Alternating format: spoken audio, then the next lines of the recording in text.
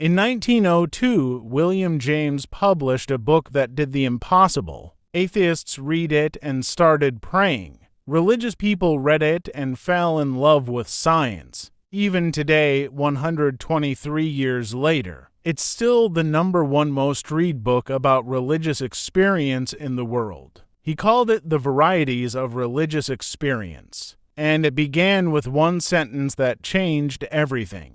God is real, because he produces real effects in people's lives. Tonight, in Part 13, the story after story of people who met God drunk, dying, or completely broken. How William James proved religion with science, and why this book is still healing millions of lost souls today. Stay until the very end, because the last story will give you goosebumps. As William James's career progressed, he gained recognition not only as a thinker but also as a teacher and writer. His early professional years were marked by experimentation, observation, and reflection, but he also began to share his insights with students and colleagues. Teaching allowed him to refine his ideas, test hypotheses, and observe how people learn and respond to information. These experiences were crucial for the development of his psychological and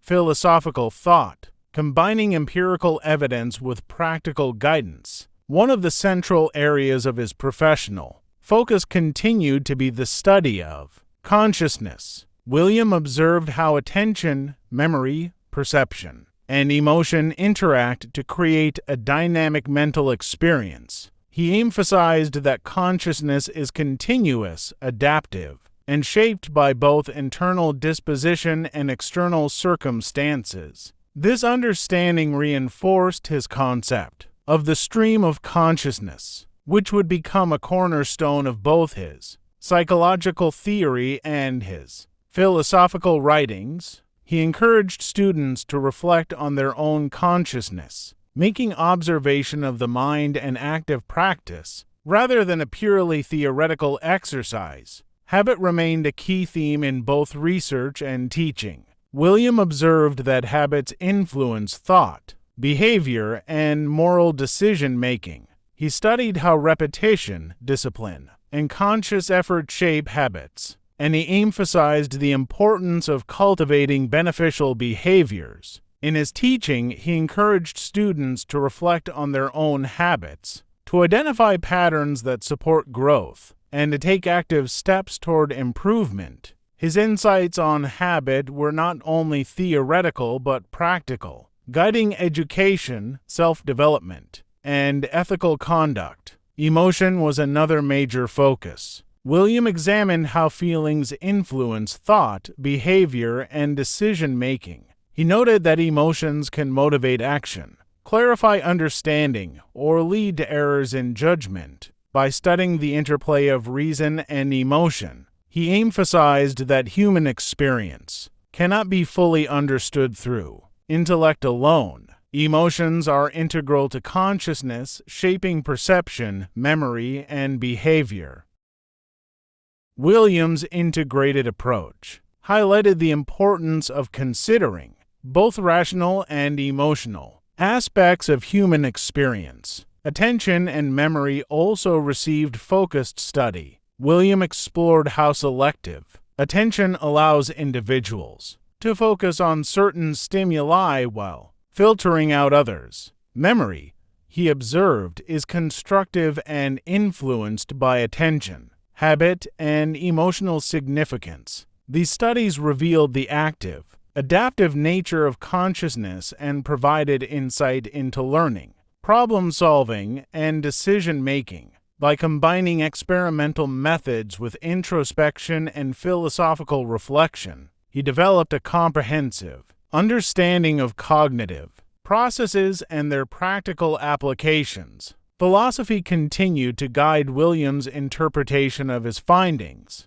He engaged with both classical thinkers and contemporary scholars, reflecting on questions of knowledge, morality, and human consciousness. Philosophy provided frameworks for understanding empirical data and connecting findings to broader human concerns. By integrating philosophy with experimental observation, he ensured that his research was both rigorous and meaningful. This combination of empirical study and reflective analysis became a defining feature of his professional methodology. Social context remained essential to his research. Williams studied how environment, culture, and social expectations influence behavior. He observed classrooms, laboratories, and social interactions, noting how individuals respond to authority, peers, and societal norms. These observations reinforced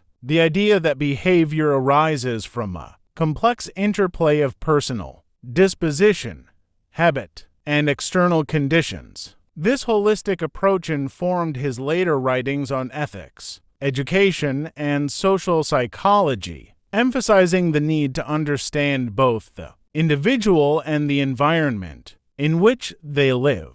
Artistic sensitivity continued to enhance his work. His training in art had cultivated careful observation, patience, and attention to subtle detail. William applied these skills to his studies of consciousness, habit, and emotion, noticing patterns and nuances that might be missed by others. By combining artistic perception with scientific methodology and philosophical reflection, he developed a uniquely nuanced approach to psychology that was both empathetic and precise. Practical application was central to his thinking. William believed that insights into consciousness, habit, emotion, and social behavior should guide education, personal growth, and moral development. His pragmatic approach emphasized that ideas must be evaluated not only for their truth but also for their usefulness in daily life. This focus on practical consequences became a defining feature of his philosophy and pedagogy, influencing generations of students and scholars.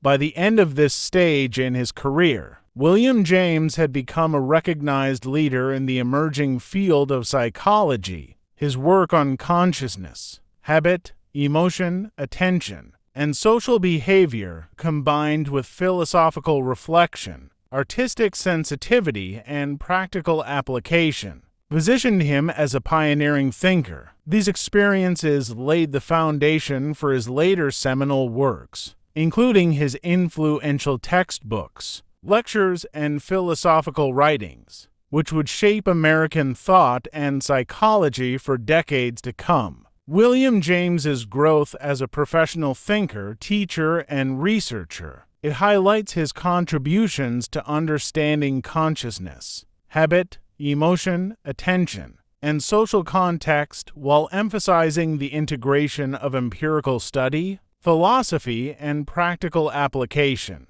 These years were crucial in establishing the methods, insights, and influence that would define his enduring legacy. As William James advanced further into his professional life, his contributions to psychology and philosophy became increasingly significant. He began to focus not only on individual study but also on establishing institutions, writing influential texts, and shaping the future of the field. His work during this period emphasized the systematic study of consciousness, habit, emotion, and social behavior, always integrating practical applications and philosophical reflection. These efforts would secure his reputation as a pioneering thinker. One of the major areas of focus was consciousness. William continued to study the dynamic nature of thought and perception, noting that consciousness is a continuous, flowing process.